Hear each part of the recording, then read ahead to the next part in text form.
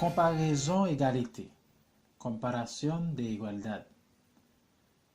Para comparar características con diferentes personas u objetos, utilizamos même más nombre más avec o ac.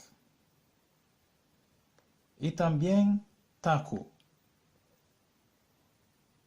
Se colocan después del verbo, sustantivo o adjetivo que compara. Ejemplos. Espagnol difficile même Jean ak anglais. Sioa gen même couleur ak Gia. Li sourit même Jean avem. Ou marche takou yon robot.